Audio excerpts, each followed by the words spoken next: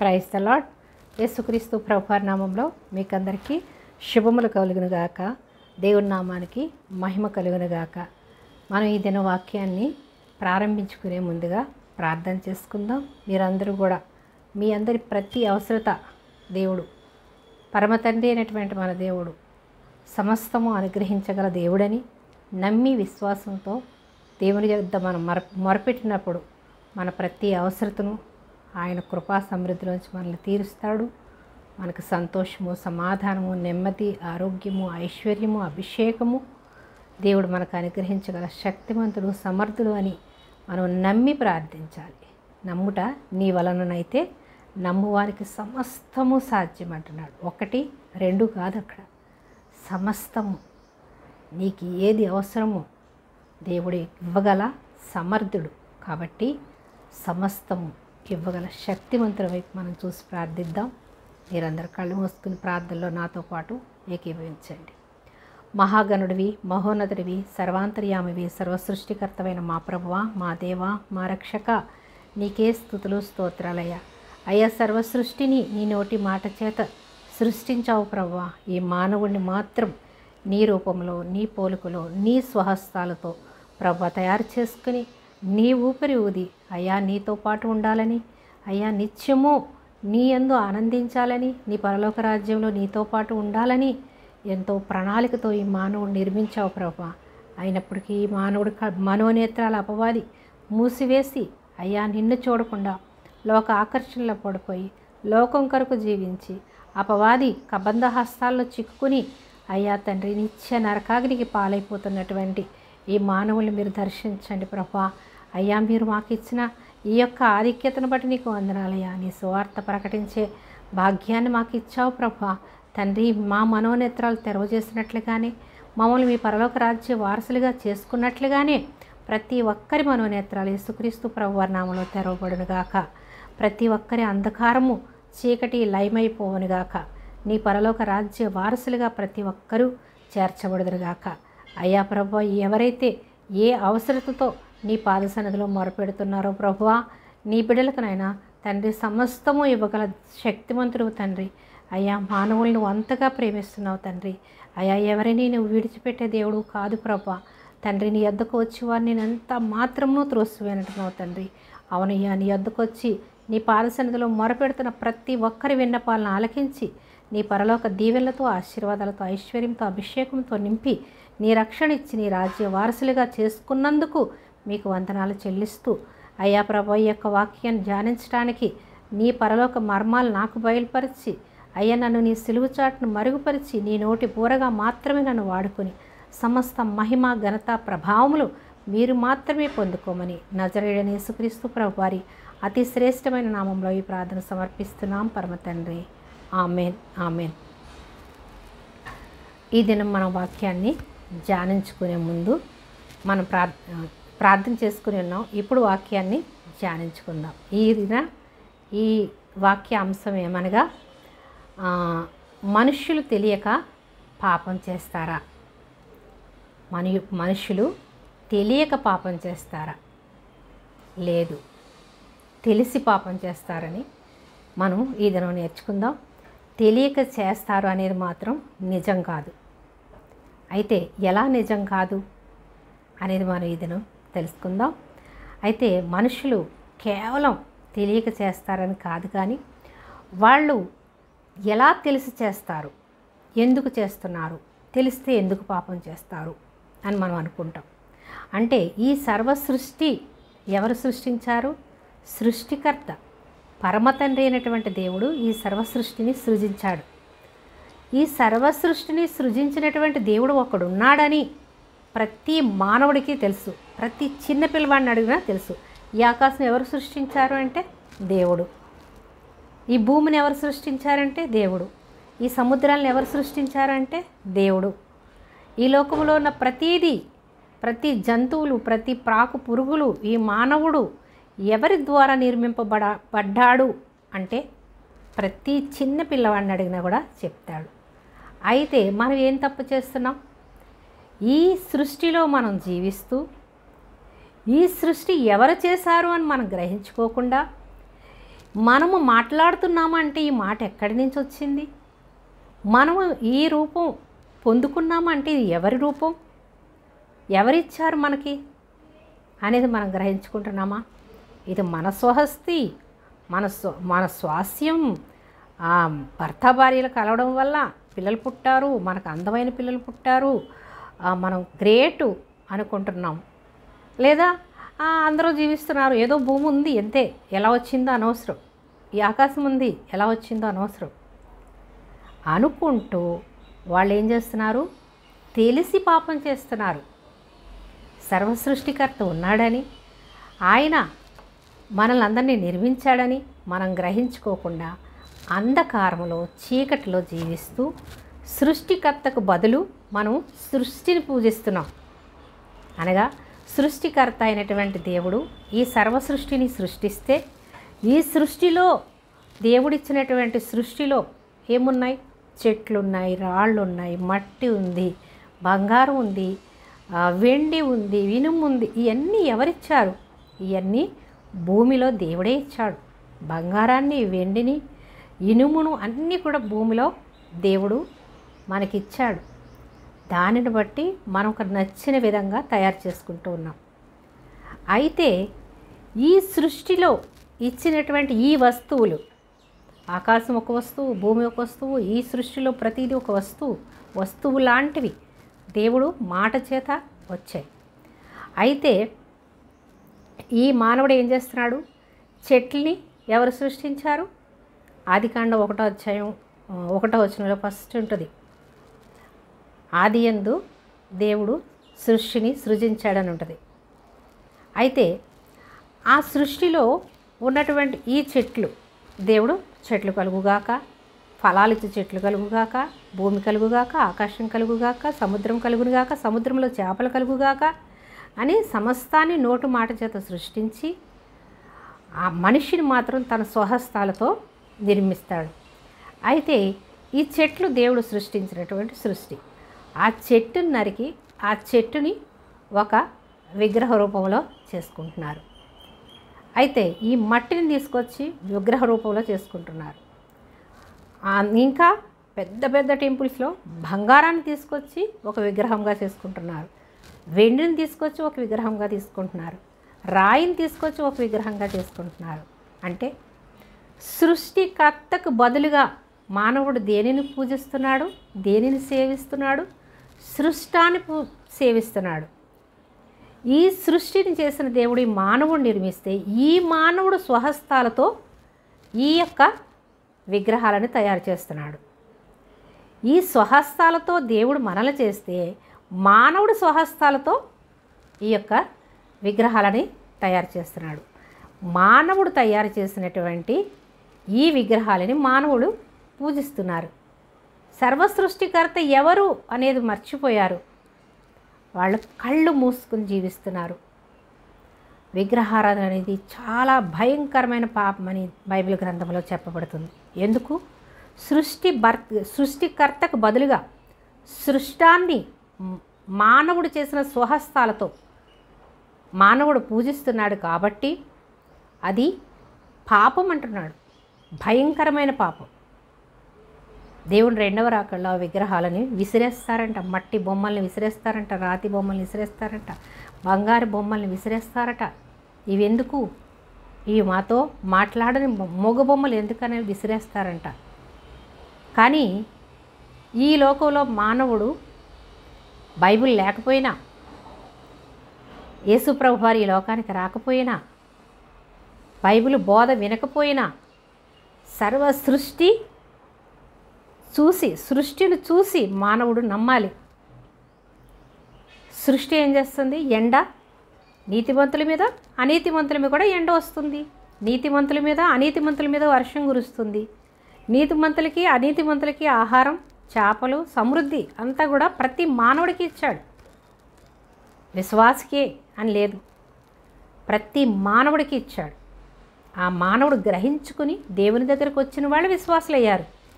గ్రహించుకోకుండా లోకంలోనే ఉండిపోయిన వాళ్ళు దేవునికి అవిధేయత చూపించారు. దేవుని మాటకు లోబడకుండా సృష్టికర్తకు లోబడకుండా సృష్టికి లోబడి అవిధేయతులైపోతున్నారు. వాళ్ళే అన్యులు.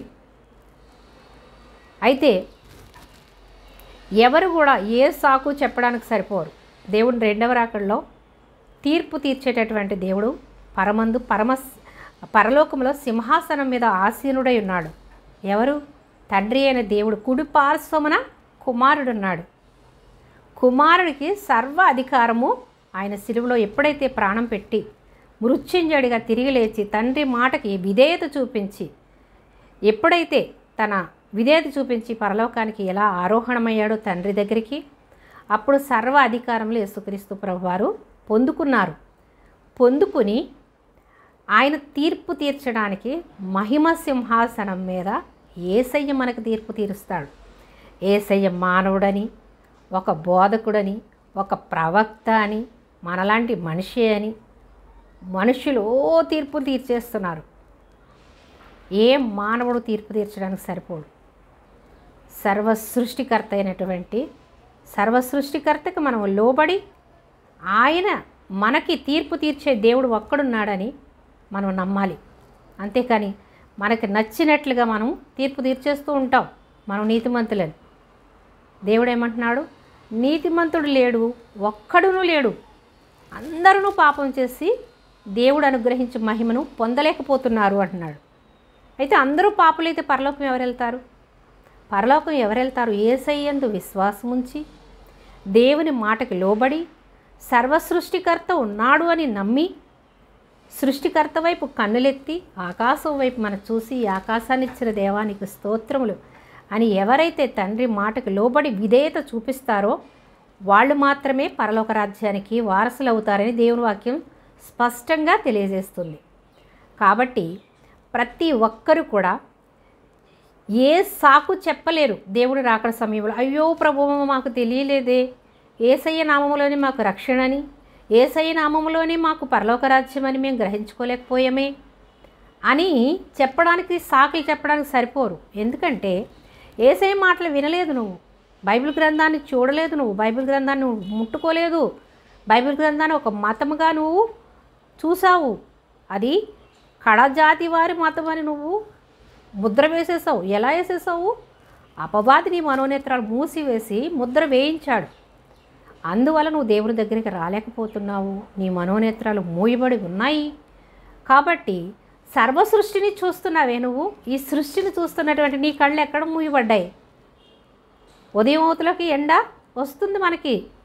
సూర్యుడు దేవుని మాటకు లోబడ్డాడు, చంద్రుడు దేవుని మాటకు లోబడ్డాడు, భూమి దేవుని మాటకు లోబడింది, చెట్లు దేవుని మాటకు లోబడ్డాయి, పురుగులు దేవుని మాటకు లోబడుతున్నాయి, జంతువులు దేవుని మాటకు లోబడుతున్నాయి, సముద్రంలో చేపలు దేవుని మాటకు లోబడుతున్నాయి. కానీ మానవుడు దేవుని మాటకి విధేయత చూపించకుండా, లోబడకుండా తన ఇష్టానుసారంగా అపవాది స్కబంధహస్తాల్లో చిక్కుకుని మనోనేత్రాలు మూయబడి అంధకారంలో చీకటిలో మానవుడు జీవిస్తున్నాడు. కాబట్టి సృష్టిని చూడలేకపోతున్నాడు.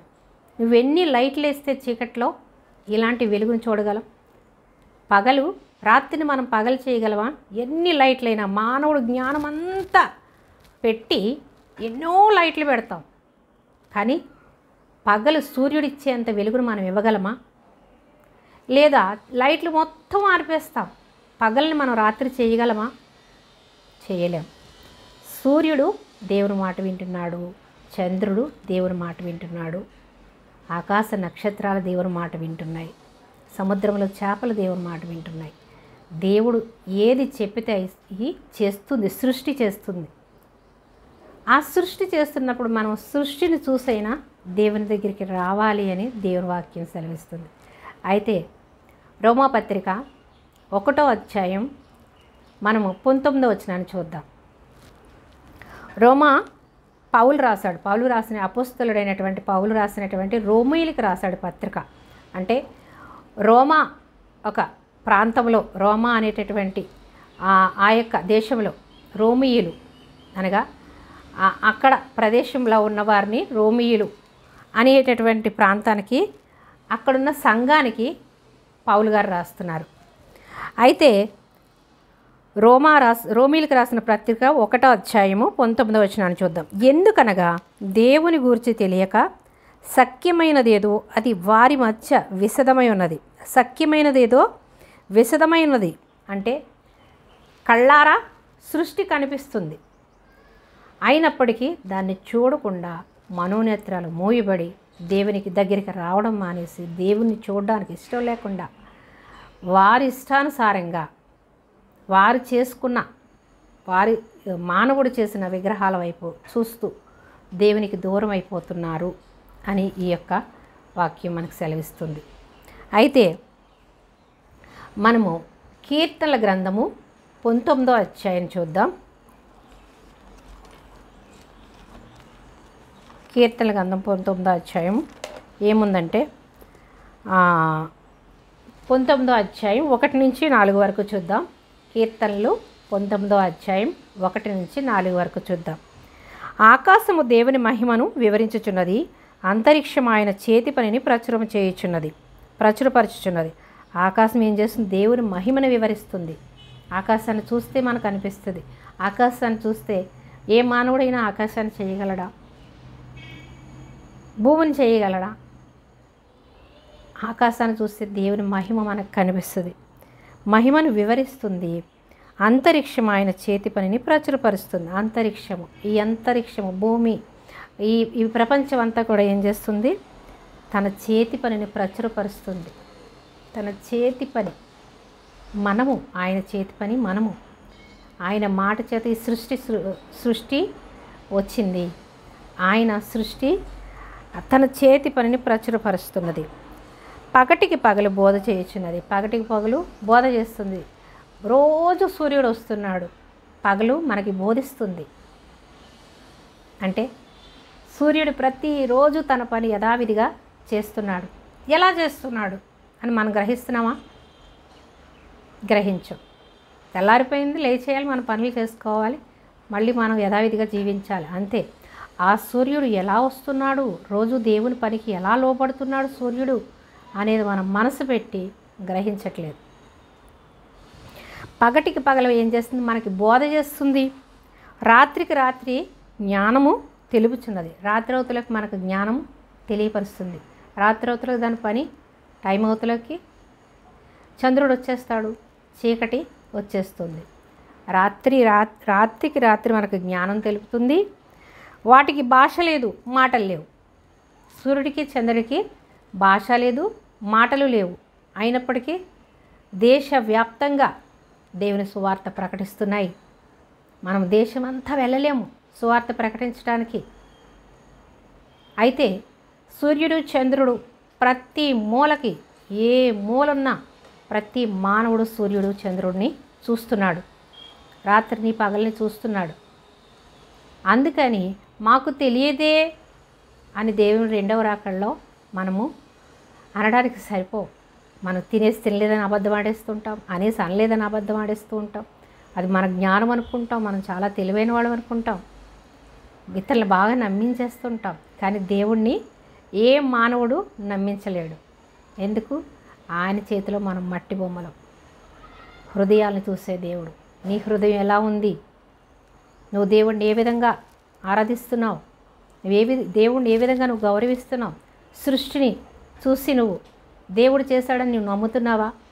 దేవుడు అనేవాడు ఉన్నాడు అని నమ్ముతున్నావా? అంటారు ఏదో ఒక శక్తి ఉంది, ఆ శక్తి తప్పకుండా ఎవరిని విడిచిపెట్టదు అని బోధిస్తూ ఉంటారు. ఏ శక్తి అది? ఏ శక్తి? దేవుడు. శక్తి అయిన దేవుడు ప్రతి ఒక్కరిని చూస్తున్నాడు. నువ్వు చేసేది ప్రతిదీ చూస్తున్నాడు. నీ తలంపులు చూస్తున్నాడు, నీ ఆలోచనలు చూస్తున్నాడు, నీ మోసం చూస్తున్నాడు, నీ మంచి పని చూస్తున్నాడు. ప్రతిదీ చూస్తాడు దేవుడు. ఏ ఒక్కరిని విడిచిపెట్టే దేవుడు కాదు. ఏదో ఒక శక్తి ఉంది, ఆ శక్తి ఎవరిని విడిచిపెట్టదు అంటారు. ఏ శక్తి అది? ఏదో ఉంది, అది ఏదనేది తెలియదు. పెద్ద పెద్ద చదువుకున్నవారు, జ్ఞానం కలిగిన వారు, ఏమిటి మొత్తం దేశం మాకు మొత్తం తెలుసు, మాకు తెలియంది లేదు అని వాళ్ళు అనుకుంటారు. కానీ దేవుడే తెలియకుండా జీవిస్తున్నారు. వాళ్ళు సృష్టికర్త ఎవరో తెలియకుండా జీవిస్తున్నారు. ఈ సృష్టి ఎలా వచ్చిందో తెలియకుండా జీవిస్తున్నారు. ఎందుకు ఆ జ్ఞానం? లోక జ్ఞానం నీకు ఎంత ఉంటే ఎందుకు? దేవుడి జ్ఞానం లేకుండా, సృష్టికర్త ఎవరని తెలియకుండా నువ్వు ఎంత జ్ఞానం కలిగి ఉంటే మాత్రం ఎందుకు? జీరో. నీ జ్ఞానం జీరో, నీ తెలివి జీరో అని గ్రహించుకోవాలి. ఏదో ఒక శక్తి కాదు, దేవుడు అనేవాడు ఉన్నాడు, చూస్తున్నాడు. ప్రతి ఒక్కరికి ఆయన తీర్పు తీర్చే దేవుడు. ప్రతి ఒక్కరికి ఒక సమయం ఇస్తాడు, నువ్వు ఎప్పటికైనా మారుతావా అని. కానీ నువ్వు మారకుండా ఈ లోకం అహంకారంతో, గర్వంతో, ద్వేషంతో, స్వార్థంతో, అసూయలతో, కక్షలతో జీవిస్తూ నేను చాలా జ్ఞానం కలిగి ఉన్నాను అనుకుంటూ ఎవరైతే స్వార్థంతో జీవిస్తున్నారో తప్పక దేవుడు వారికి తగిన సమయంలో శిక్ష వేస్తాడు. దేవుడు వేస్తాడు, ఏదో శక్తి కాదు, దేవుని శక్తి. దేవుడు ఉన్నాడు, సర్వాంతర్యామి, ఆయనే సర్వ సృష్టికర్త, పరమ తండ్రి, ఏకైక దేవుడు, అందరికీ ఒకడే దేవుడు. కానీ మనకి నచ్చినట్లుగా ఒక్కొక్క రూపంలో ఒక్కొక్క విధంగా ఎవరికి నచ్చినట్లుగా వాళ్ళు చేసుకుని సృష్టికర్త అయిన దేవుని విడిచి సృష్టాన్ని పూజిస్తే అది పాపమని ప్రతి మానవుడు గ్రహించుకోవాలి. ప్రతి మానవుడు తెలిసే పాపం చేస్తున్నాడు. సృష్టిని చూసి కూడా ఆ సృష్టి ఎక్కడి నుంచి వచ్చిందని గ్రహించుకోకుండా, ఎవరు నిర్మించారని గ్రహించుకోకుండా, అయ్యో నేను ఈరోజు జీవించి ఉన్నానంటే నన్ను ఎవరు పుట్టించారు, నేను ఈరోజు ఈ విధంగా ఆశీర్వదించబడ్డానంటే అది ఎవరు అని గ్రహిస్తున్నావా? నా జ్ఞానము, నా తెలివి, నా తెలివితేటల వల్ల నేను ఈ విధంగా సంపాదించుకున్నాను, నేను ఈ సామ్రాజ్యాన్ని సంపాదించుకున్నాను, లేదా ఈ గృహాన్ని సంపాదించుకున్నాను, నా పిల్లల్ని సంపాదించుకున్నాను అని ఎవరైతే వారి జ్ఞానాన్ని ఎక్కువ చేసుకొని సర్వసృష్టికర్తని మరిచిపోయి ఎవరైతే అజ్ఞానంలో జీవిస్తున్నారో వాళ్ళందరూ కూడా ఎక్కడ నిలవబడాలి? దేవుని తీర్పులో నిలవబడినప్పుడు నాకు తెలియదు, నాకు తెలియక చేశాను అనడానికి ఎవ్వరు కూడా సాకులు చెప్పే విధంగా అవకాశం దేవుడు ఇవ్వడు. ఈ లోకంలో మనకి ఎంతోమంది మనకి ఏంటంటే ఒక డబ్బు ఇస్తే చాలు మనకి మంచిగా చెప్తారు. ఏదైనా నువ్వు డబ్బు ఇచ్చి నువ్వు ఇది నాకు ఇలా చెయ్యి, నువ్వు ఇలా చెప్పు అన్నప్పుడు, లేదా మనకి మంచి తీర్పు కావాలంటే లాయర్కి ఎక్కువ డబ్బు ఇచ్చి లేదా జడ్జికి డబ్బు ఇచ్చి మనం తీర్పు తీర్చుకోవచ్చు ఇక్కడ. కానీ పరలోకంలో నీ డబ్బు పనికిరాదు, నీ పలుకుబడి పనికిరాదు, నీ అందం పనికిరాదు, నీ ఆస్తి పనికిరాదు, నీతో ఎవ్వరూ రారు. నువ్వు ఒంటరిగా వచ్చావు, ఒంటరిగా వెళ్తావు. నీ భార్య నీతో రాదు, నీ పిల్లలు నీతో రారు, నీ పనివారు నీతో రారు, నీ ఆస్తి నీతో పాటు రాదు, నువ్వు వేసుకున్న బట్టలు కూడా నీతో రావు. నువ్వు ఒంటరిగా వచ్చావు, ఒంటరిగా వెళ్తావు. ఆ తీర్పులో నువ్వు ఒంటరిగానే పోరాడాలి తప్ప నీకెవరు కూడా అక్కడ పనివారు ఉండరు, నీకు ఒకళ్ళతో తీసుకుని నీ తరపున వాదించేవాళ్ళు ఉండరు. దేవుని తీర్పుకి ప్రతి ఒక్కరూ తల వంచాలి. కాబట్టి ఈ లోకంలో మన ప్రాణం ఉండగానే సర్వసృష్టికర్త అయిన దేవుడు ఎవరు అని గ్రహించుకోవాలి. నువ్వు మతాన్ని వదిలేయి, యేసయ్య అంటే నీకు ఒక చివరి జాతి దేవుడు అని నువ్వు అనుకుంటున్నావు అనుకో, విడిచిపెట్టు. నువ్వు యేసయ్యని విడిచిపెట్టు. సృష్టికర్త ఎవరని చూడు. నువ్వు తండ్రి నన్ను పుట్టించావు కదా, సృష్టికర్తమైన దేవా నువ్వెవరివి, నాతో మాట్లాడని నువ్వు మోకరించి ప్రార్థన చేయి. సృష్టికర్త నీతో మాట్లాడతాడు, నీతో దర్శనమిస్తాడు, పరలోక రాజ్యానికి చేర్చుకుంటాడు. కాబట్టి నువ్వు మతాన్ని ప్రేమించకు, మార్గాన్ని చూడు. మార్గాన్ని చూపించడానికి వచ్చాడు యేసయ్య, మతాన్ని కాదు. యేసయ్య మార్గము చూపించేటటువంటి వాడు.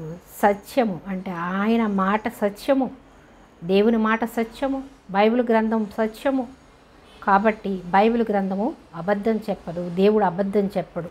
దేవుడు అబద్ధికుడు కాదు, మోసపోకుడి దేవుడు వెక్కిరింపబడడు. నువ్వేమి విత్తుతావు అదే పంట కోస్తావు. నువ్వు మోసాన్ని విత్తుతున్నావా, మోసం అనే పంట కోస్తావు. నువ్వు మంచి విత్తుతున్నావా, మంచి పంటను కోస్తావు. కాబట్టి మంచి చెట్టు మంచి ఫలాలను ఇస్తుంది, ముళ్ళ చెట్టు ముళ్ళ కంపలను ఇస్తుంది. కాబట్టి నీ తలంపులు ఎలా ఉన్నాయి, నీ ఆలోచనలు ఎలా ఉన్నాయి, దాన్ని బట్టి నువ్వు ఫలాలని పరలోకంలో నువ్వు పొందుకుంటావు. కాబట్టి నువ్వు యేసయ్యను కాదు, సృష్టికర్త ఎవరని చూడాలి ప్రతి మానవుడు కూడా. అప్పుడే దేవుడు మార్గాన్ని యేసయ్య నీకు చూపిస్తాడు. అంతేకాని ఇది మార్గం, ఇది క్రైస్తవుల మతము, వాళ్ళకి పిచ్చి పట్టింది, వాళ్ళకి పిచ్చి ఎక్కువైపోయింది, వాళ్ళకి భక్తి ఎక్కువైపోయి పిచ్చి పెరిగిపోయింది వాళ్ళకి ఆ పిచ్చిలో ఏదో చెప్తారు, వాళ్ళే పరలోకం వెళ్తారు, అందరూ నరకం వెళ్తారు అని వీళ్ళ బోధిస్తారు అని చెప్పి ఒక్క మాటలో తీసి పడేసి దేవుని ఉగ్రతకి చోటిచ్చేవారుగా మీరు ఉండకండి. దయచేసి సర్వసృష్టికర్త ఎవరు అని, ఈ సృష్టిని చూసైనా సృష్టికర్త ఉన్నాడని గ్రహించి సృష్టికర్తను పూజించండి. మీరు అయ్యా నువ్వు సృష్టించావు కదా, నన్ను పుట్టించావు కదా, నువ్వెవరివి, నాతో మాట్లాడు, నన్ను దర్శించు అని మోకరించి నువ్వు ఎప్పుడైతే ప్రార్థన చేస్తావో దేవుడు నిన్ను దర్శిస్తాడు.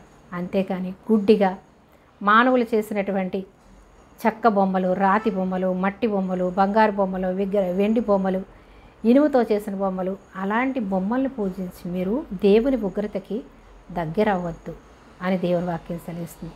అయితే మనం కీర్తనల గ్రంథము 19వ అధ్యాయం 1వ వచనాన్ని చూసి ఉన్నాము. 1, 2 చూసాము. 3వ వచనం ఏమంటుంది? వాటికి భాష లేదు. దేనికి భాష లేదు? ఆకాశానికి భాష లేదు, భూమికి భాష లేదు, సూర్యుడికి చంద్రుడికి భాష లేదు, సృష్టికి భాష లేదు, మానవుడికి భాష ఇచ్చాడు.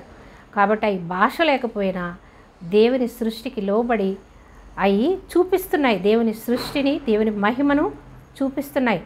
నోరు లేకపోయినా అవి బోధిస్తున్నాయి. పగటికి పగలు బోధిస్తుంది, రాత్రికి రాత్రి బోధిస్తుంది. అలాగే సూర్యుడు బోధిస్తున్నాడు, చంద్రుడు బోధిస్తున్నాడు. వాటికి భాష లేదు, మాటలు లేవు, వాటి స్వరము వినబడదు. అయితే 4వ వచనం, కీర్తనల గ్రంథం 19వ అధ్యాయం 4వ వచనం, వాటి కొలనూలు భూమి అందంతటా వ్యాపించి ఉన్నది. వాటి కొలనూలు భూమి అందంతటా వ్యాపించి ఉంది. దాని ఎండ, ఆకాశంలో సూర్యుని ఎండ భూమి అందంతటా వ్యాపించి ఉంది. చంద్రుని యొక్క వెలుగు, చీకటి భూమి అందంతటా వ్యాపించి ఉంది. వాటికి భాష లేకపోయినప్పటికీ, అవి మాట్లాడకపోయినప్పటికీ దేవుని సృష్టిని వివరిస్తున్నాయి, బోధిస్తున్నాయి. అయితే లోక దిగంతముల వరకు వాటి ప్రకటనలు బయలువెలుచున్నాయి. లోక దిగంతాల వరకు ఏం చేస్తుందంటే వాటి ప్రకటన అంటే సువార్త ప్రకటిస్తున్నాయి. సూర్యుడు, చంద్రుడు, ఆకాశము, భూమి, ఎండ, వాన, వెలుతురు, చీకటి అన్నీ ఏం చేస్తున్నాయంటే లోకమంతటా కూడా ఏం చేస్తున్నాయి? సువార్త ప్రకటిస్తున్నాయి. మనం వెళ్ళలేము, దేశమంతా మారుమూలలకు వెళ్ళలేము.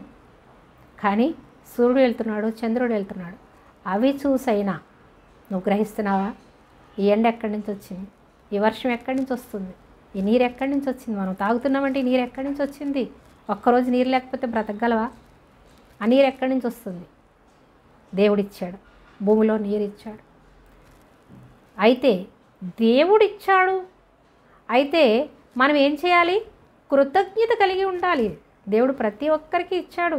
మానవుడు కష్టపడకూడదని ముందు అన్ని సృష్టిని, సర్వ సృష్టిని ముందు సృష్టించి తర్వాత మానవుణ్ణి, 6వ దినాన్ని మానవుడిని తయారు చేశాడు. ఎందుకు? మానవుడు పుట్టిన తర్వాత మానవుడికి ఏదీ లోటు లేకుండా ఉండాలి అని గాలి, నీరు, వర్షము, చేపలు సమస్తము దేవుడు అనుగ్రహించిన తర్వాతే మానవుడిని 6వ దినాన్ని సృష్టించి 7వ దినాన్ని ఏం చేశాడు? విశ్రమించాడు, మంచిదని ఆనందించాడు. దేవుడు విశ్రమించిన దినాన్ని మనం ఏం చేయాలి? దేవునికి కృతజ్ఞత కలిగి జీవించాలి. నువ్వు వారం అంతా పనులు చేసుకో, ఒక్క ఆదివారం దినం దేవుడి సన్నిధికి వెళ్ళి, తండ్రి నాకు ఇవన్నీ ఇచ్చావు కదా, ఈ సర్వ సృష్టిని ఇచ్చావు కదా, నన్ను పుట్టించావు కదా, నీకు వందనాలయ్యా. నీకేమిచ్చి నీ రుణాన్ని నేను తీర్చుకోగలను? సజీవ యాగముగా నా ప్రాణాత్మ దేహములు నాకు ఇచ్చినటువంటి ప్రతి తలాంతును నీ కొరకు జీవిస్తానయ్యా, నిన్ను మహిమపరుస్తానయ్యా. ఏమిచ్చాడు? స్వరాన్ని ఇచ్చాడు దేవుడు. నిన్ను స్తుతించు, దేవుడిని ప్రార్థించు, దేవుని కీర్తించు, దేవుని మహిమపరచు. నీకు ఇచ్చిన తలాంతు నీ స్వరం, నువ్వు ఇచ్చిన స్వరంతో దేవుని స్తుతించు. ఏ జంతువులకి దేవుడు మాటనివ్వలేదు, అవి అరుస్తాయంతే, పాపం వాటికి ఆత్మ లేదు, వాళ్ళకి జీవాన్ని ఇచ్చాడు దేవుడు. అంతేకాని దేవుని ఆత్మ ఏ జంతువుల్లో ఏ పురుగుల్లో లేదు, మానవుల్లో మాత్రమే ఉంచాడు. ఎందుకు? మానవుడిని అంతగా ప్రేమించాడు. ఎందుకు? తన రూపంలో తన పోలికలో నిర్మించుకున్నాడు. తనలా ఉండాలని, తనతో ఉండాలని, తనని ఆరాధించాలని, తనతో ఆనందించాలని, పరలోక రాజ్యంలో తనతో పాటు ఉండాలని మానవుడు అంతగా ప్రేమిస్తే మానవుడు తప్పిపోయి పడిపోయి అపవాది చేతుల్లో చిక్కుకొని సృష్టికర్తకి బదులుగా సృష్టాన్ని పూజించి తప్పిపోతున్నారు, నశించిపోతున్నారని దేవుడు బాధపడుతున్నాడు. దేవుడు లోకమును ప్రేమిస్తున్నాడు. తన అద్వితీయ కుమారుడిగా విశ్వాసముంచి ప్రతివారు కూడా ఆయన రాజ్యంలో ఉంటారని యోహాను సువార్త 3:16 వ్రాయబడి ఉంది. తన అద్వితీయ కుమారుని యందు విశ్వాసముంచి ప్రతివాడు కూడా పరలోక రాజ్యానికి వారసులుగా ఉంటారని దేవుని వాక్యం సెలవిస్తుంది. కాబట్టి దేవుని వాక్యం నీకు తెలియకపోయినా, బైబిల్ గ్రంథం నీ చేతిలో లేకపోయినా, సువార్త వినకపోయినా, దేవుని మందిరానికి నువ్వు వెళ్ళకపోయినా సృష్టిని చూడు. ఎండను చూస్తున్నావు కదా, ప్రతిరోజు నువ్వు చీకటిని చూస్తున్నావు కదా, పగలను చూస్తున్నావు, రాత్రులు చూస్తున్నావు కదా. ఈ సృష్టి ఎక్కడి నుంచి వచ్చింది, ఎవరిచ్చారు, ఎవరి సృష్టికర్త అని దేవుని వైపు చూడండి. ఎందుకంటే దేవుడు త్వరలో రానే ఉన్నాడు. ఆయన రాకడలో ప్రతి ఒక్కరు కూడా తీర్పులో నిలవబడవలసిన వారిగా మనం ఉండకూడదు. ఆయన పరిశుద్ధులుగా, నీతిమంతులుగా యేసయ్య రక్తంలో మనల్ని కడిగి పరిశుద్ధులుగా చేసి ఉన్నాడు. కాబట్టి ఈ లోకంలో మనం ప్రాణం ఉండగానే ఆయన యందు విశ్వాసం ఉంచి మారుమనసు పొంది రక్షణ పొందుకుంటే మనం తీర్పులో నిలబడం, ఆయన రాజ్యంలో కుడిపార్శ్వమందు ఉంటాం. ఎవరైతే దేవుని యందు విశ్వాసం ఉంచకుండా, దేవుని మాటకు లోబెడకుండా, దేవుని మాటకు విధేయత చూపించకుండా అవిధేయతగా కలిగి జీవిస్తారో వాళ్ళు ప్రతి ఒక్కరూ తీర్పులో ఉండాలి. ఆ దినం మనం సాకు చెప్పడానికి ఏ మానవుడు కూడా అవకాశం ఉండదు. ఎందుకంటే సృష్టిని చూస్తున్నాము. ఈ సృష్టి ఎవరు సృష్టించారో తెలుసు కూడా మనం కళ్ళు మూసుకునే అంధకారంలో మనం జీవించినట్లయితే మనకి సాకు చెప్పే అవకాశం ఉండదు. నాకు తెలియదు ప్రభువా అనడానికి సరిపోవు. అయితే నువ్వు భూమి మీద జీవించావు కదా, నీకు ఆహారం ఎక్కడి నుంచి వచ్చింది, నీకు నీరు ఎక్కడి నుంచి వచ్చింది, నీలో జీవం ఎక్కడి నుంచి వచ్చింది అని దేవుడు మనల్ని ప్రశ్నిస్తాడు. కాబట్టి మనము దేవుని ముందు మనం తీర్పులో నిలబడేవారిగా ఉండకూడదు. అంటే ఈ లోకంలో మనం బ్రతికుండగానే దేవుని యందు విశ్వాసం ఉంచి సర్వ సృష్టికర్త యందు మనం విశ్వాసం ఉంచి జీవించాలి. సృష్టికర్తకి బదులుగా మనం సృష్టిని పూజిస్తే దేవుని ఉగ్రతకి పాలవుతామని దేవుని వాక్యం సెలవిస్తుంది. అయితే మనము ఇంకా చూద్దాము. యెషయా గ్రంథము 40వ అధ్యాయం చూద్దాం. యెషయా గ్రంథం 40వ అధ్యాయంలో ఏం రాయబడిందంటే 40వ అధ్యాయము 24వ వచనాన్ని చూద్దాం. 24వ వచనము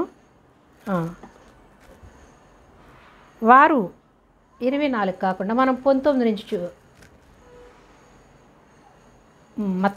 యెషయా గ్రంథము 40వ అధ్యాయము 19వ వచనం నుంచి చూద్దాం.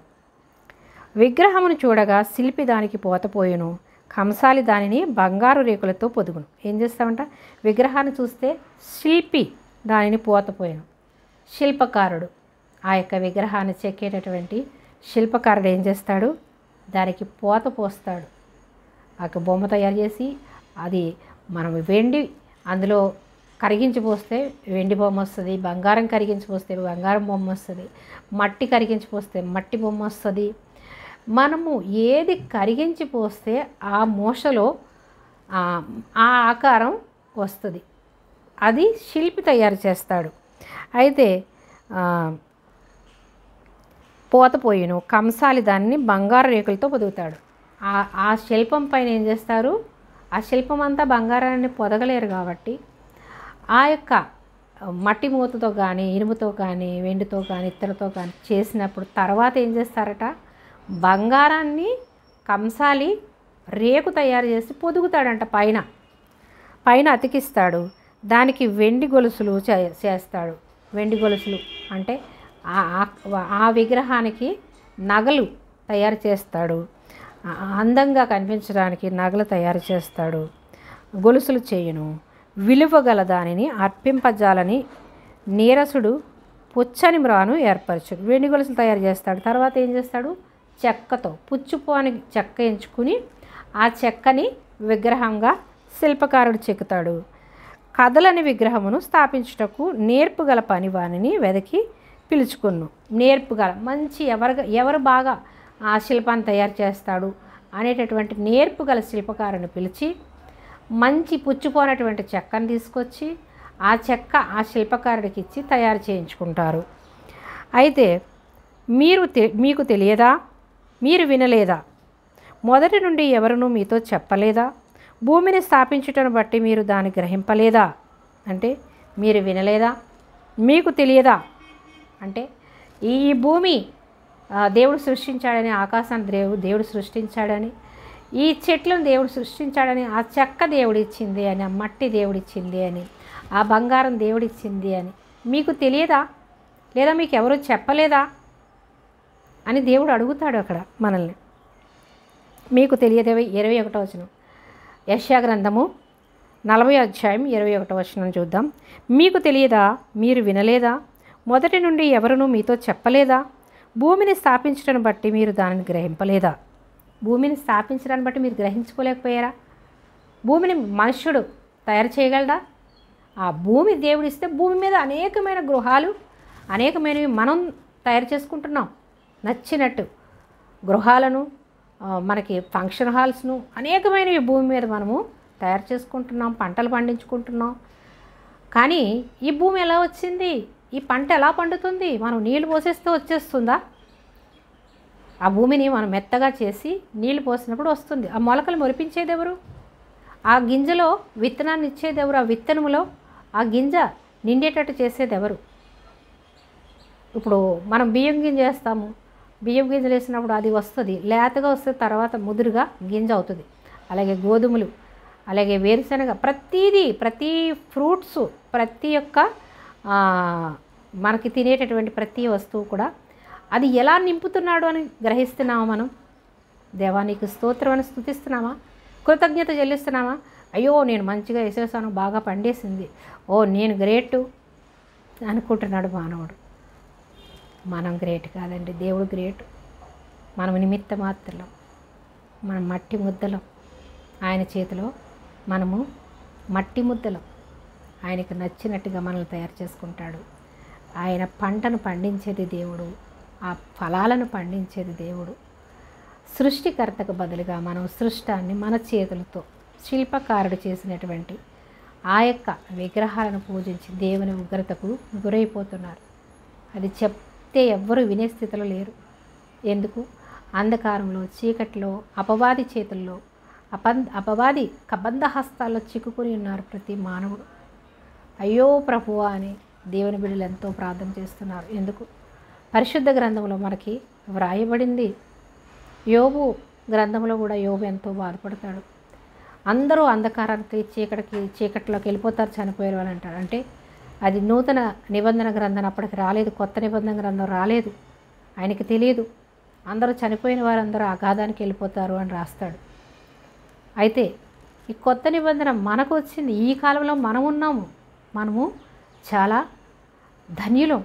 ఈ పరిశుద్ధ గ్రంథం మన చేతిలో ఉందంటే, పాత నిబంధన గ్రంథం, కొత్త నిబంధన గ్రంథాన్ని మనం చదువుతున్నామంటే, దేవుడు రాకడ ఎలా వస్తాడు అనేది ప్రకటన గ్రంథంలో వ్రాయబడి ఉన్నది.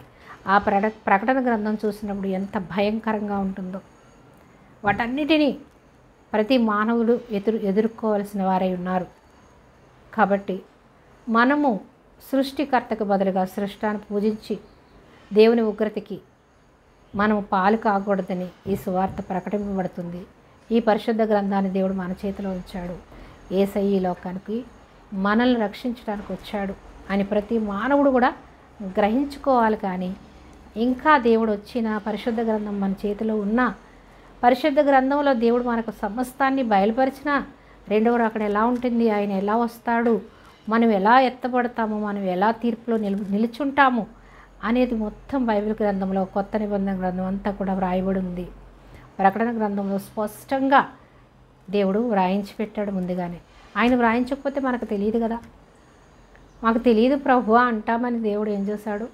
సృష్టిని చూసి మారకపోయినా కనీసం పరిశుద్ధ గ్రంథాన్ని చూసి సమస్తాన్ని మీరు తెలుసుకోండి, మీరు నిత్య జీవాన్ని ఎలా పొందుకోవాలో తెలుసుకోండి అని పరిశుద్ధ గ్రంథంలో పరిశుద్ధాత్మ దేవుడు దేవుని ప్రేరేపణతో భక్తులతో దేవుడు వ్రాయించిన పరిశుద్ధ గ్రంథం. కాబట్టి ఈ పరిశుద్ధ గ్రంథం మన చేతిలో ఉందంటే మనం ఎంతో ధన్యులం.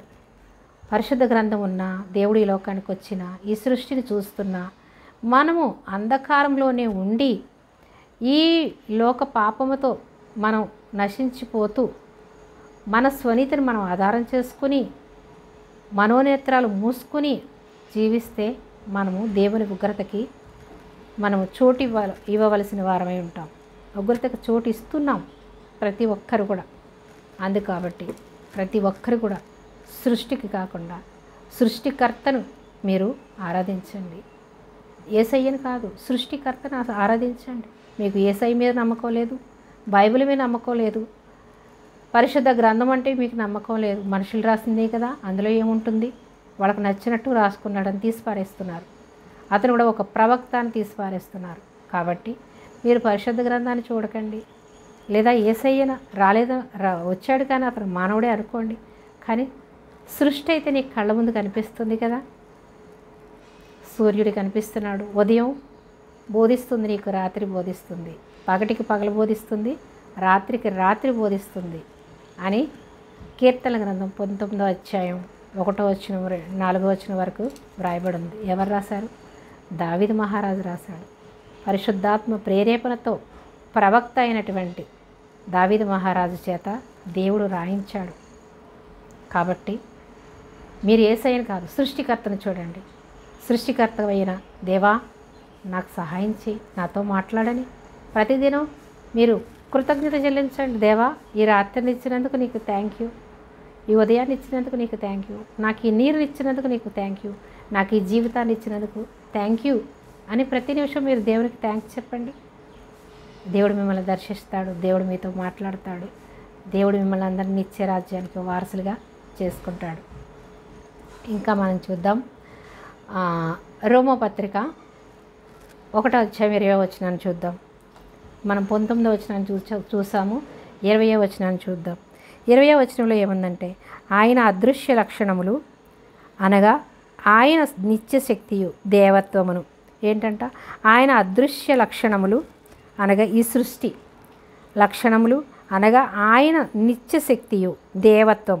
ఆయన నిత్యశక్తి దేవత్వము ఎక్కడ కనపరుస్తున్నాడు? ఈ సృష్టిని చూస్తే ఆయన శక్తి, ఆయన యొక్క నిత్యత్వము మనకి కనిపిస్తుంది. దాన్ని చూడండి, దాన్ని చూసైనా సృష్టికర్తను మీరు ఆరాధించండి, సృష్టిని కాదు అని పౌలు గారు మనకు బోధిస్తున్నారు. అయితే జగదుత్పత్తి మొదలుకొని సృష్టింపబడిన వస్తువులను ఆలోచించటం వలన తేటపడుచున్నవి.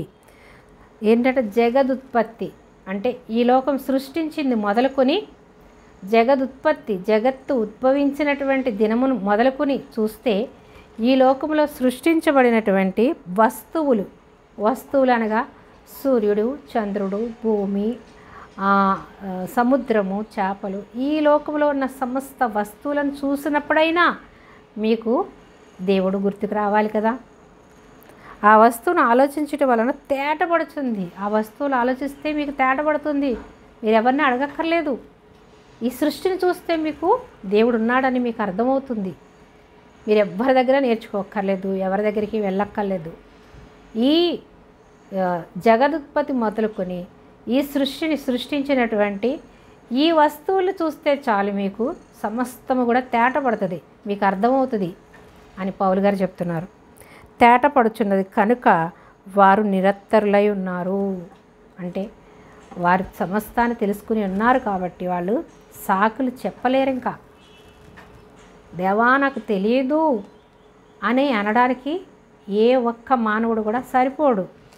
ఈ సృష్టిలో జీవిస్తూ సృష్టికర్త లేడు అంటే మనము క్షమించబడతామా? అందుకని దేవుడున్నాడు, ఏదో ఒక శక్తి కాదు, దేవుడు ఉన్నాడు. ఈ సృష్టిని చూసైనా దేవుడు ఉన్నాడని మీరు గ్రహించండి, దేవునికి భయపడండి. అంతేకాని మీ జ్ఞానము, మీ తెలివి, మీ యొక్క స్వనీతి, మీ ధనాన్ని నమ్ముకొని మీరు జీవించి దేవుని ఉగ్రతకు మీరు చోటివ్వకండి. ఐగుప్తీయులు మూలుగుని దేవుడు చూస్తాడు. ఐగుప్తులో ఉన్నప్పుడు ఇజ్రాయేలీలు మూలుగుతారు. ఎందుకు? ఐగుప్తీయులు ఇజ్రాయేలీలు ఆశీర్వదించబడ్డారని, వాళ్ళ వంశాన్ని దేవుడు అభివృద్ధి చేశాడని. ఈ ఐగుప్తుని వీళ్ళు ఆక్రమించేసుకుంటారు, వీళ్ళు ఇతర దేశం నుంచి, కానాను దేశాన్ని నుంచి వచ్చి ఐగుప్తులు వీళ్ళు ఎంతగా ఆశీర్వదించబడి ఇంత జనాంగాన్ని వీళ్ళు తయారు చేసుకున్నారు, ఇంత జనాంగాన్ని దేవుడు అభివృద్ధి చేశాడు. కాబట్టి వీళ్ళు ఇక్కడే ఉంటే వీళ్ళకి అధికారం ఇస్తే మనల్నే తరిమి కొడతారని చెప్పేసి ఐగుప్తీయుల అసూయతో వాళ్ళ శ్రమలు ఎక్కువ చేస్తారు, వాళ్ళకి ఇటుకలు తయారు చేసే పని వాళ్ళకి ఇస్తారు.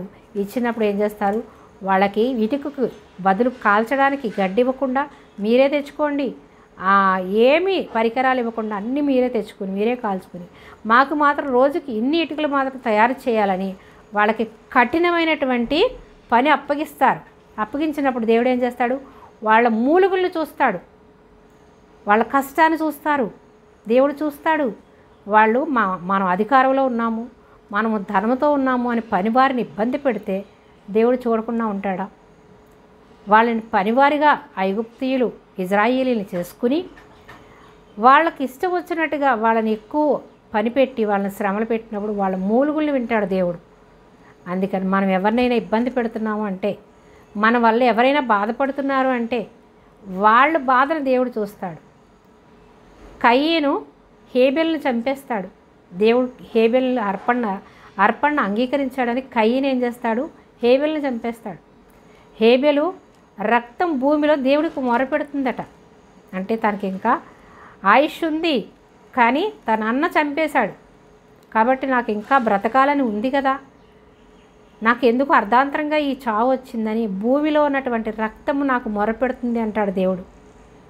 ఏం చేస్తున్నావు కయ్యను నువ్వు అన్నప్పుడు ఏమి ఎరిగినట్టు ఉంటాడు. అన్నప్పుడు నీ తమ్ముడు నువ్వు చంపేశావు, నీ తమ్ముడు రక్తం నాకు మొరపెడుతుందంటే నీ తమ్ముడు ఎక్కడా అని అన్నప్పుడు అంటాడు, నా తమ్ముడికి నన్ను ఏమైనా కాపరిగా పెట్టావా అంటాడు. తప్పు చేసేసి ఎంత బేగా బొంకేస్తున్నాడు వెంటనే, నన్ను కాపరిగా ఏమన్నా పెట్టావా నా తమ్ముడికి, నన్ను అడుగుతావేంటి అంటే చంపేస్తానని చెప్పకుండా దేవుడికి అలా చెప్తాడు. చెప్పినప్పుడు ఏం చేస్తాడు, నాకు తెలియదు అనుకున్నావా, దేవుడిని మోసపుచ్చాలనుకుంటాడు కయ్యను తెలివిగా. నీ తమ్ముని రక్తం భూమిలో మొరపెడుతుంది నాకు అంటాడు. అంటే చనిపోయిన వాడి రక్తం కూడా దేవుడికి మొరపెడుతుంది. మనం బలవంతంగా ఎవరినైనా హింసించినా వాళ్ళ ఆత్మను దేవుడు చూస్తాడు. లేదా చంపేసి మనం కప్పేటేసి మనకేం తెలియదు అనుకుంటే ఆ రక్తం దేవుడికి మొరపెడుతుంది. దేవుడు సమస్తము చూసే దేవుడు. కాబట్టి మనం ఎవరినైనా ఇబ్బంది పెడుతున్నాము, బాధ పెడుతున్నాము అంటే మనం చాలా తెలివిగా గ్రేట్గా మనం ఎంజాయ్ చేస్తున్నాము, మనం సంతోషంగా ఉన్నాము అనుకుంటూ ఉంటే దేవుడు చూస్తూ ఊరుకునే దేవుడు కాదు. ఆ ఆత్మ మొరపెడుతుంటే దేవుడు చూస్తాడు. ఆ ఆత్మ రక్షింపబడిందా రక్షింపబడలేదా దేవునికి అది అవసరం లేదు. దేవుడు మానవుడిని ప్రేమిస్తున్నాడు కాబట్టి మానవ ఆత్మ బాధపడుతుంది ఒకరి వల్ల అంటే ఎవరైతే బాధ పెడుతున్నారో వాళ్ళని బట్టి దేవుడు వీళ్ళని ఆదుకుంటాడు, వీళ్ళని శిక్షిస్తాడు. కాబట్టి మనం ఇతరులను ఎవరైనా బాధ పెడుతున్నాము అంటే, మన వల్ల ఎవరైనా బాధ పెడుతున్నారంటే అమ్మో దేవుడు చూస్తున్నాడు, దేవుని ఉగ్రత మన మీదకి వస్తుంది అని ప్రతి మానవుడు గ్రహించుకోవాలి. ఏ మానవ ఆత్మైనా బాధపడుతుందంటే దేవుడు వాళ్ళకి తప్పకుండా న్యాయం జరిగిస్తాడు. ఎందుకు, మానవుల్ని దేవుని ఆత్మ మానవుల్లో పెట్టాడు కాబట్టి ఆ ఆత్మ బాధ పెట్టడం దేవుడికి ఇష్టం లేదు. నువ్వు రక్షింపబడినా రక్షింపబడకపోయినా దేవుడు నిన్ను ప్రేమిస్తున్నాడు. కాబట్టి నువ్వు కష్టాల్లో ఉన్నావంటే దేవుడు నిన్ను ఆదుకోగల దేవుడు. నిన్ను కష్టపెట్టి దేవుడు నిన్ను విడిచిపెట్టే దేవుడు కాదు. నిన్ను కష్టపెట్టి నిన్ను దగ్గరే ఉంటాడు, నిన్ను ఓదార్చడానికి దేవుడు, నిన్ను ఆదరించడానికి, నిన్ను పోషించడానికి, నిన్ను రక్షించడానికి, ఆ కష్టంలో నిన్ను ఆదరిస్తాడు దేవుడు. నీ పక్కనే ఉంటాడు. నీకు కష్టం వచ్చిందంటే దేవుడు నిన్ను విడిచిపెట్టాడని కాదు, నిన్ను ఎక్కువ ప్రేమిస్తున్నాడు అని మనం గ్రహించుకోవాలి. అందుకని దేవుడు ప్రతి ఒక్కరి మొర ఆలకిస్తాడు. ఎవరు బాధపడినా దేవుడు చూస్తూ ఊరుకునే దేవుడు కాదు. ఎవరి వలనైతే ఆ ఆత్మ బాధపడుతుందో వాళ్ళని తప్పకుండా శిక్షిస్తాడు దేవుడు. కాబట్టి మనం బాగున్నాంలే, మనం బాగుంటే చాలులే, ఎవరు ఎలా పోతే మనకేంటి అనేటటువంటి స్వార్థంతో ఉంటే కనుక దేవుడు చూస్తూ ఊరుకునే దేవుడు అయితే మాత్రం కాదు అని గ్రహించుకోవాలి. కాబట్టి స్వార్థము, అసూయలు, కక్షలు, ద్వేషాలు ఇవన్నీ ఎవరి నుంచి వస్తాయి? అపవాది నుంచి వస్తాయి. మనం ఇవన్నీ కలిగి ఉన్నాము అంటే దుష్టుడు మనలో ఉన్నాడని గ్రహించుకోవాలి. దుష్ట తలంపుల నుంచి, దుష్ట ఆలోచనల నుంచి విడిపింపబడాలి అంటే మనము సృష్టికర్త యొద్దకు రావాలి. సృష్టికర్త యొద్దకు వచ్చినప్పుడు మనలో ఉన్న దుష్టత్వాన్ని అంతటినీ తొలగించగల శక్తిమంతుడు, సమర్థుడు కాబట్టి తన పరిశుద్ధాత్మనిచ్చి మనల్ని పరిశుద్ధులుగా చేసి నీతిమంతులుగా చేసి మనలో ఉన్న దుష్టత్వాన్ని తొలగించి ప్రతి ఒక్కరిని కూడా ఆయన నీతిమంతులుగా చేసుకుని ఆయన నిత్యరాజ్యానికి దేవుని నిత్యరాజ్యానికి వారసులుగా మనల్ని చేర్చుకుంటాడు. కాబట్టి ప్రతి ఒక్కరు కూడా స్వార్థంతో జీవిస్తే దానికి తగినటువంటి ప్రతిఫలాన్ని ప్రతి మానవుడు తప్పకుండా ఈ భూలోకంలో ఉండగానే అనుభవిస్తాడు. పరలోకంలో నిత్య నరకాగిరికి పాలైపోతారని ప్రతి మానవుడు కూడా గ్రహించుకోవాలి. అంతేకాని మనమేదో గ్రేట్ అనుకుంటూ మనం ఏదైనా చేయగలం అనుకుంటూ అహంకారం గర్వం ఉంటే కనుక దీనుల ఎడల దయ చూపే దేవుడు దీనత్వంతో ఎవరైతే దేవుని యొద్ద మొరపెడతారో ఎవరైతే బాధపడుతూ ఉంటారో వాళ్ళని దేవుడు ఆదుకుంటాడు, ఆదరిస్తాడు, రక్షిస్తాడు. వాళ్ళని ప్రేమించి వాళ్ళకి మంచి జీవితాన్ని ప్రసాదిస్తాడు. కాబట్టి దుష్టత్వంతో ఏ ఒక్కరూ ఉండడానికి వీల్లేదు. నీలో దుష్టత్వం ఉందా, నీలో కోపం ఉందా, నీలో అహంకారం ఉందా, వాటిని విడిచిపెట్టు. కోపం విడిచిపెట్టుము, అహంకారాన్ని విడిచిపెట్టు అని దేవుని వాక్యం సెలవిస్తుంది. అందుకని కోపము, అహంకారము, ద్వేషము ఇవన్నీ కూడా దుష్టి నుంచి వచ్చేవే. కాబట్టి ప్రేమ, సహనము, సంతోషము, ఆనందము కలిగి మనము సాత్వికము అలా మనసుతో మనం ఉన్నప్పుడు ఇతరులను ప్రేమించే మనసు దేవుడు మనకి ఇస్తాడు. ఇచ్చినప్పుడు మనము దేవుని ప్రేమను పొందుకుంటాము, దేవుని దీవెనలు పొందుకుంటాము, ఈ లోకంలో సంతోషంగా జీవిస్తాము. మనము సంతోషంగా జీవించడమే కాకుండా మన పిల్లల తరతరాలు దేవుని మార్గంలో మనము నడిపించిన వారు అవుతాం. కాబట్టి విత్తనం ఏదేస్తే మొక్క అదే వస్తుంది. కాబట్టి మనం దేవుని మార్గంలో పిల్లల్ని నడిపిస్తే వాళ్ళు దేవుని ప్రేమను గ్రహిస్తారు. మనము దుష్టత్వంతో ఉండి పిల్లలకి ఆ దుష్టత్వాన్ని నేర్పిస్తే వాళ్ళు కూడా దుష్టులుగా మారిపోతారు. కాబట్టి ప్రతి తల్లిదండ్రులు కూడా దేవుని ప్రేమలో జీవిస్తూ దేవుని ప్రేమను పిల్లలకి పంచే తల్లిదండ్రులుగా ఉండాలి. కానీ ఈ లోకంలో ధనము, ఈ లోకంలో ఎంతో చదువు, విద్య ఇవన్నీ ఇస్తే చాలు వాళ్ళు డబ్బు సంపాదించుకొని సంతోషంగా ఉంటారు అనుకుంటూ దేవునికి మనము దూరం అయిపోయి పిల్లలు దూరం చేసినట్లయితే ఏం చేసుకుంటారు? ధనం చనిపోతే మనతో వస్తుందా? ధనం మనకు పరలోక రాజ్యానికి వస్తుందా? ప్రతి మానవుడు కూడా అన్నీ విడిచిపెట్టాల్సిందే. నువ్వు రక్షింపబడినా రక్షింపబడకపోయినా ప్రతి ఒక్కరు కూడా ఇక్కడ విడిచిపెట్టి వెళ్ళాల్సిందే. కాబట్టి ఈ లోక ధనం కోసం కాకుండా పరలోక ధనాన్ని కూర్చుకునేవారిగా మనం ఉండాలి. పరలోక ధనం అనగా ప్రేమ, సాత్వికము, సంతోషము, సమాధానము, ఆత్మఫలాలు. గలతీ పత్రిక 5వ అధ్యాయంలో ఉంటుంది. ఆత్మ ఫలాలను మనం ఫలించాలి. అప్పుడు ఆత్మ వరాలను పొందుకుంటాం. దేవుడు మనకి వరాలను ఇస్తాడు. స్వస్థత వరాలు, ఆత్మ అభిషేకాన్ని ఇచ్చి మనల్ని ఈ లోకములో దేవుని రూపంలోనికి మనల్ని మార్చుకుంటాడు. దేవుని ఆత్మతో నింపి దేవుడు ఎలాగైతే యేసుప్రభువు వారి లోకంలో చనిపోయిన వారిని కూడా లేపగలిగారు, అంతకన్నా అద్భుతాలు చేస్తారు మీరు. నాకన్నా మీరు గొప్ప కార్యాలు చేస్తారని యోహాను సువార్తలో వ్రాయబడింది. అయితే దేవుని యందు మనం విశ్వాసం ఉంచి దేవుని ప్రేమను కలిగి మనం ఉన్నట్లయితే సృష్టికర్తకు బదులుగా మనము సృష్టిని పూజించకుండా సృష్టికర్త ఎవరని గ్రహించుకుని జీవించినట్లయితే దేవుని ప్రేమ మనం పొందుకుంటాం. కాబట్టి ఇది మతము అని తీసి పడేయకుండా దేవుడు పరలోక రాజ్యానికి వెళ్ళే మార్గము ఇక యేసయ్య ఈ లోకానికి వచ్చాడని ప్రతి ఒక్కరు కూడా గ్రహించుకోవాలి. అయితే ఇంకా చూద్దాం. యోబు 12వ అధ్యాయం చూద్దాం మనం. యోబు 12వ అధ్యాయంలో ఏం రాయబడిందంటే,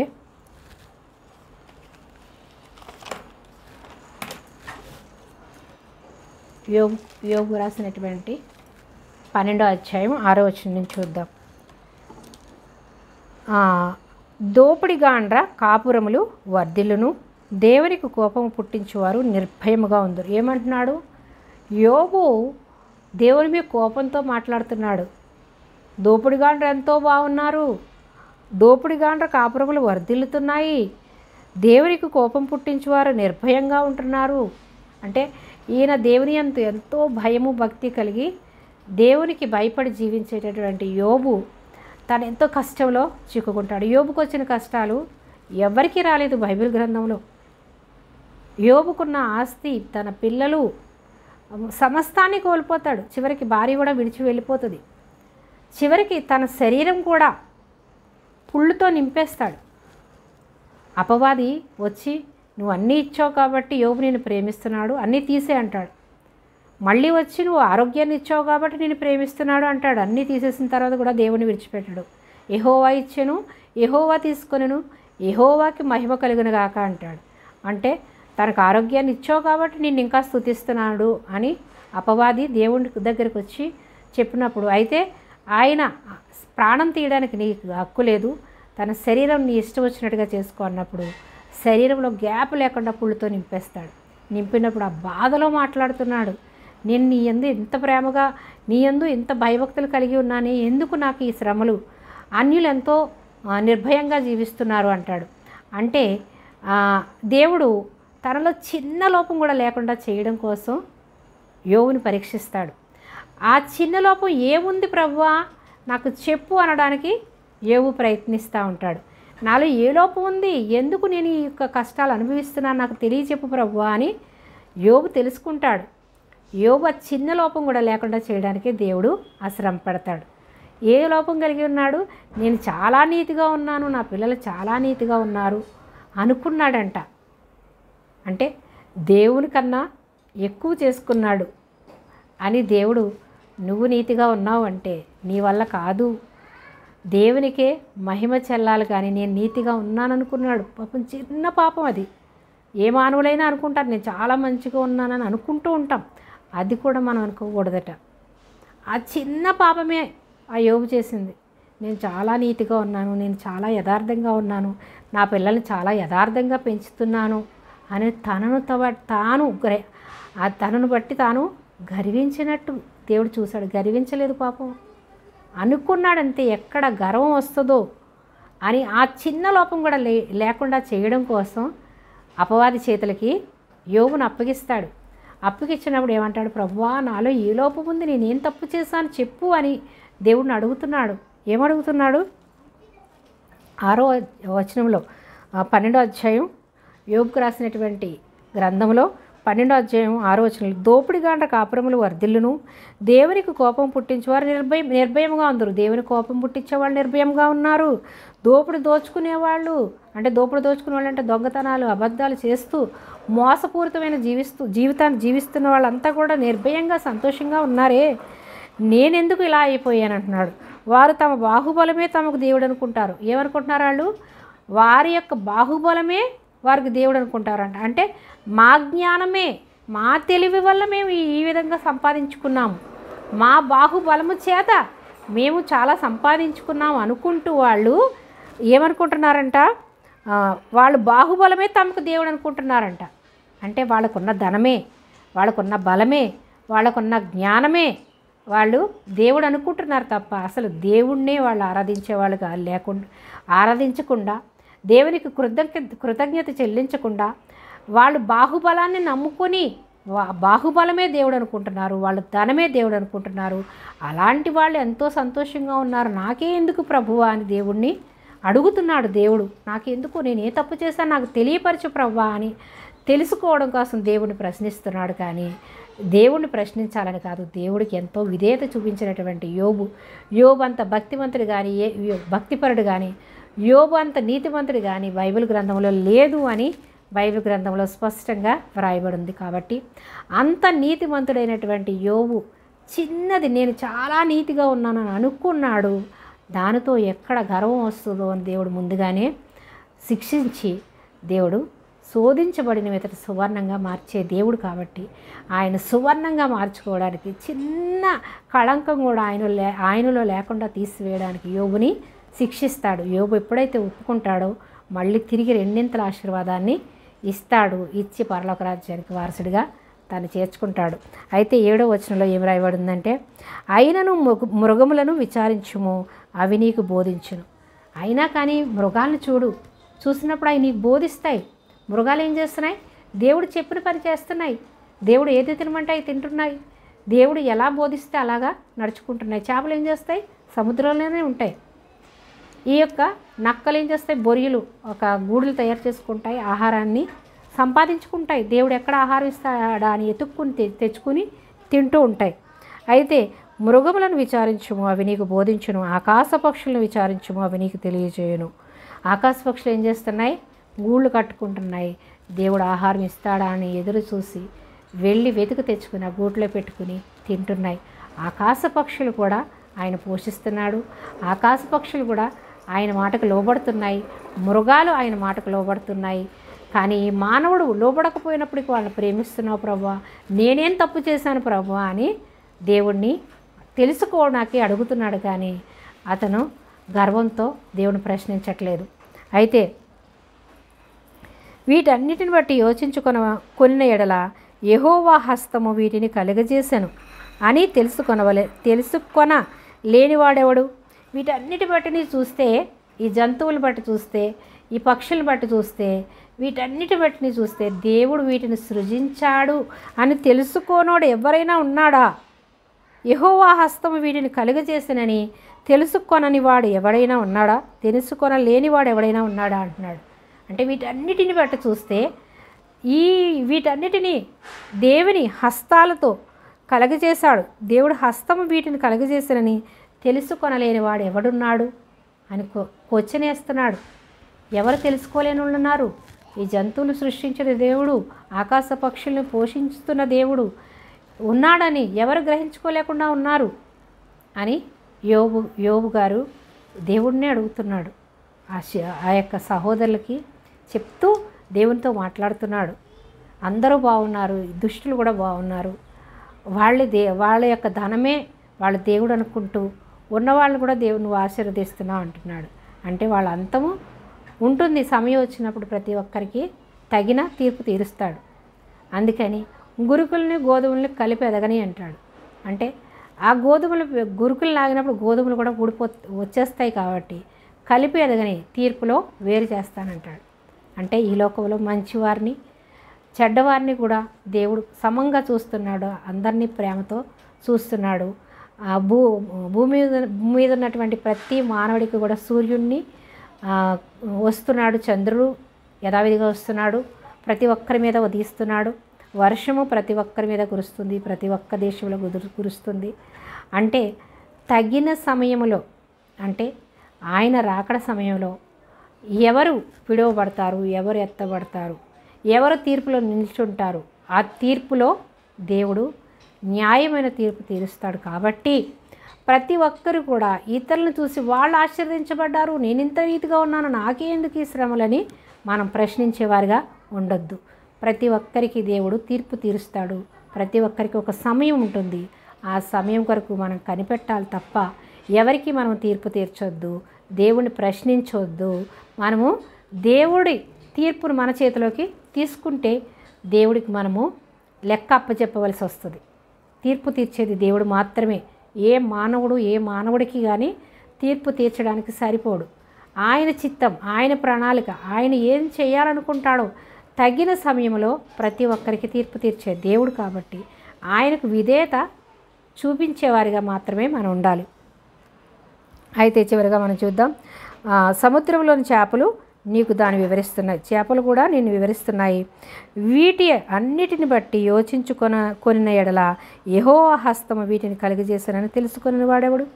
చేపలు లోబడుతున్నాయి, జంతువులు లోబడుతున్నాయి, పక్షులు లోబడుతున్నాయి. వీటన్నిటినీ చూసిన తర్వాత అయినా యెహోవా హస్తం వీటిని కలుగజేశానని తెలుసుకోలేని వాడు ఎవడున్నాడు?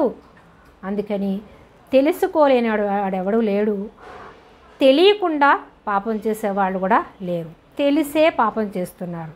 ఈ సృష్టిని చూసైనా దేవుడు ఉన్నాడని గ్రహించుకుని ఆ సృష్టికర్తకి మనం పూజించాల్సింది పోయి సృష్టిని పూజిస్తూ దేవుని ఉగ్రతకు పాలు కాకుండా ఉండాలని యోబు గారు కూడా చెప్తున్నారు. జీవరాశులు ప్రాణమును మనుషులందరి ఆత్మలను ఆయన వశమున ఉన్నాయి. ఏంటంట? జీవరాశుల ప్రాణాలన్నీ కూడా ఈ లోకంలో జీవిస్తున్న ప్రతి జీవరాశులు అనగా జంతువులు, పురుగులు, చేపలు, వీటన్నిటి ప్రాణాలు, అలాగే మనుషులందరి ఆత్మలు కూడా ఎవరి చేతిలో ఉన్నాయి? దేవుని వశాన ఉన్నాయి. ఎవరి ప్రాణమైనా తీసుకోవాలన్నా, ఎవరి ప్రాణమైనా నిలబెట్టాలన్నా దేవుని హస్తాల్లో ఉంది. అయ్యో వాళ్ళు చనిపోయారు అనుకుంటాం. ఆయన ఎప్పుడు తీసుకోవాలో ఎప్పుడు చేయాలో అంతా మన ఆత్మలు దేవుని చేతుల్లో ఉన్నాయి కాబట్టి మన ఆత్మలు తీసుకెళ్ళి ఆయన చేతిలో పెట్టాలి. మన జీవితాలు తీసుకెళ్ళి ఆయన చేతిలో పెట్టినప్పుడు మనల్ని భద్రపరిచి రక్షించి నిత్య నరకాగ్నికి పాలు కాకుండా పరలోక రాజ్యానికి వారసులుగా చెయ్యగల శక్తిమంతుడు సమర్థుడు అని నమ్మి మనము ఆయన యందు విశ్వాసం ఉంచి జీవించి పరలోక రాజ్యానికి వారసులు కావాలని దేవుడు మనకి ఈ దినం నేర్పించి ఉన్నాడు. కాబట్టి మనము దేవుని వాక్యానికి లోబడాలి. సృష్టికర్తకి బదులుగా మనం సృష్టిని పూజించిన యెడల మనము దేవుని ఉగ్రతకి పాలైపోయిన వాళ్ళం అవుతాం.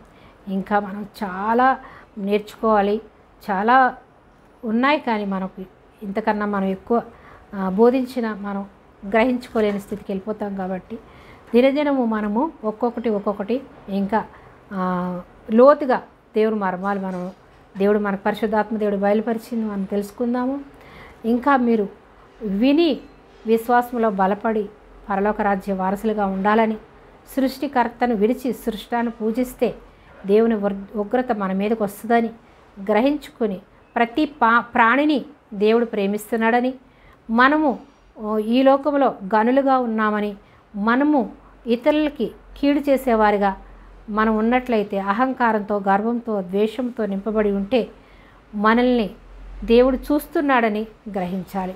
ప్రతి మానవుడిని చూస్తున్నాడు దేవుడు. మనుషులు పైరూపాన్ని చూస్తారు, దేవుడు హృదయ అంతరింద్రియాలను చూస్తాడు. కాబట్టి మనము ఏ తలంపులతో ఉన్నాము, ఏ విధంగా జీవిస్తున్నాము, ఇతరుల పట్ల ఏ విధంగా ప్రవర్తిస్తున్నాము, ప్రతీది కూడా దేవుడు చూచుచున్న దేవుడు. కాబట్టి మనము చూచుచున్న దేవుడికి మనం భయపడాలి. ఎవరో హాగర్ చెప్పుద్ది, నువ్వు చూచుచున్న దేవుడు అయ్యా అని ఒక పాట కూడా ఉంటుంది. ఆయన చూచే దేవుడు, ప్రతి ఒక్కరిని చూచే దేవుడు. హాగర్ని కూడా చూస్తాడు. హాగర్ వంశాన్ని దేవుడు ఆశీర్వదిస్తాడు.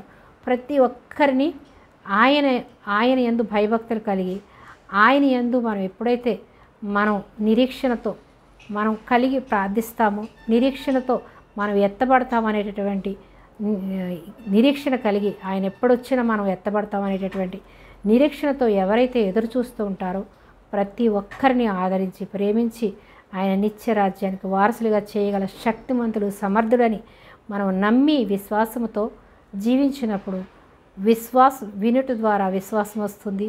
విశ్వాసము ద్వారా మనం పరలోక రాజ్యానికి వారసులం అవుతాం. ఆయన యందు విశ్వాసం ఉంచడం ద్వారానే నీతిమంతుడు అయ్యాడు. ఎవరు? అబ్రహాము. నమ్ముట వలన నమ్ముట నీ వలనైతే సమస్తము సాధ్యమని దేవుని వాక్యం సెలవిస్తుంది.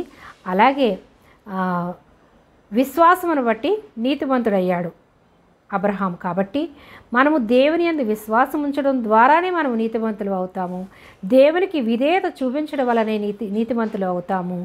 దేవుని యేసుక్రీస్తునందు విశ్వాసం ఉంచి మారుమనసు రక్షణ పొందుకోవడం ద్వారా పరలోక రాజ్య వారసులు అవుతామని మనం నమ్మి విశ్వాసంతో ప్రార్థించుకుందాం. మీరందరూ ప్రార్థనలో నాతో పాటు ఏకీభవించండి. మహాగరుడివి, మహోన్నతుడివి, సర్వాంతర్యామివి, సర్వసృష్టికర్తమైన మా ప్రభువా, మా దేవ, మా రక్షక, నీకే స్తుతులు స్తోత్రములు వందనములు చెల్లిస్తున్నామయ్యా. అయా ప్రభువా తండ్రి, ఇంతవరకు విన్న వాక్యంలో ప్రభువా తండ్రి మర్మాలను గ్రహించి అయా సృష్టికర్తకు బదులుగా సృష్టిని ప్రేమిస్తూ అయ్యా తెలియక పాపం చేయకుండా తెలిసే పాపం చేస్తున్నారని ఈ దినం ప్రభువా నేర్చుకుని ఉన్నాము. అలాగే వారు ఉన్నటువంటి అంధకారము చీకటి నాయన శక్తుల నుంచి యేసుక్రీస్తు నామములో విడుదల పొందుకొని అయ్యా లోకం వైపు, మనుషుల వైపు, సృష్టికర్తను విరిచి సృష్టి వైపు నాయన తిరిగిపోయినటువంటి ప్రతి ఒక్కరి హృదయాలను నీ తట్టు త్రిప్పుకొని ప్రతి ఒక్కరు మారుమనసు రక్షణ పొందుకొని నీ పరలోక రాజ్య వారసులుగా నేను ప్రతి ఒక్కరిని మీరు చేర్చుకున్నందుకు నీకు వందనాలయ్యా. అయ్యా విన్న ప్రతి బిడ్డ కూడా తండ్రి విశ్వాసంలో బలపడి మారుమనసు రక్షణ పొందుకొని నీ పరలోక రాజ్య వారసులుగా చేసుకున్నందుకు నీకు వందనాలు చెల్లిస్తూ సమస్త మహిమ ఘనత ప్రభావములు మీరే పొందుకొని నీ నిండైన దీవెన ఆశీర్వాదం పరిశుద్ధాత్మ శక్తిని ప్రతి ఒక్కరిపైన కృమ్మరించి ఆత్మ ఫలాలతో ఆత్మ వరాలతో నింపబడి నీ పరలోక రాజ్య వారసులుగా చేసుకున్నందుకు నీకు వందనాలు చెల్లిస్తూ సమస్త మహిమ ఘనత ప్రభావములు మీరు మాత్రమే పొందుకోమని నజరేయుడైన యేసుక్రీస్తు ప్రభువారి అతి శ్రేష్టమైన నామములో ఈ ప్రార్థన సమర్పిస్తున్నాను పరమ తండ్రి. Amen, amen. హల్లెలూయా, స్తోత్రం. ఈ వాక్యం విని మీరు విశ్వాసంలో బలపడి ఉన్నారని, సృష్టికర్తకు బదులుగా సృష్టిని పూజిస్తున్నటువంటి ఇంకా ఎవరైనా ఉన్నట్లయితే ఈ వాక్యం విని మీరు సత్యాన్ని గ్రహించి తెలిసే మనం పాపం చేస్తున్నామో, అయ్యో ప్రభువా మమ్మల్ని క్షమించని ఎవరైతే సృష్టికర్త వైపు చూసి ప్రార్థిస్తారో ప్రతి ఒక్కరూ పరలోక రాజ్యానికి వారసులు అవుతారని నమ్మి ప్రార్థించండి. అలాగే మీరు విన్నవారు మీరు బలపడి మీ సహోదరులకు, మీ స్నేహితులకు, మీకు తెలిసిన వారికి మీరు ఈ వాక్యాన్ని ఈ వీడియో షేర్ చేసి మీరు దేవుని సేవలో పాలుపంపులు పొందుకుని బడా నమ్మకమైన దాసురాల అనిపించుకుని ఈ పరిచర్యలో పాలుపంపులు పొందుకుని అనేక మందికి దీవెనకరంగా, ఆశీర్వాదకరంగా, దేవుని నామానికి మహిమకరంగా మీ జీవితాలు ఉండాలని మనస్ఫూర్తిగా మిమ్మల్ని వేడుకుంటున్నాను. మరొక వాక్యాంశంతో మళ్ళీ కలిసేంతవరకు తండ్రి అయినటువంటి దేవుని ప్రేమ, కుమారుడైనటువంటి యేసుక్రీస్తు ప్రభువారి కృప, పరిశుద్ధాత్మ దేవుని అన్యోన్య సహవాసము ఇప్పుడు ఎల్లప్పుడూ సదా నిత్యము మనకందరికీ తోడై ఉండునుగాక. Praise the lord.